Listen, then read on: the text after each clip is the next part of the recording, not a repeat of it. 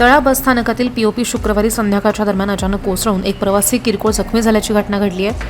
तळा बसस्थानकाच्या दुरुस्तीच्या कामासाठी 10 लाख रुपये मंजूर करण्यात येऊन ह्या कामाचं भूमिपूजन मंत्री आदिती तटकरे यांच्या हस्ते ऑनलाईन पद्धतीनं करण्यात आलेलं होतं।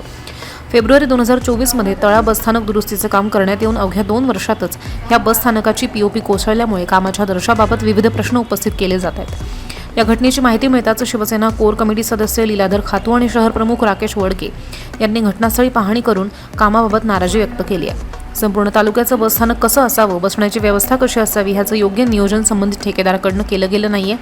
10 लाख रुपये मंजूर असलेल्या कामाला 5 लाख रुपये सुद्धा खर्च झालेले दिसत नाहीयेत असा आरोप सुद्धा त्यांनी यावेळी केलाय। यावेळी नगरसेवक नरेश सुर्वे, सिराज खाचे, रितेश मुंडे आणि पदाधिकारी उपस्थित। तळा एसटी स्टँडला भेट दिली असता गेले वर्ष 7-8 महिन्यापूर्वीच काम झालेलं आणि त्या काम झालेलं असताना त्याची दुरावस्था आम्ही बघितली।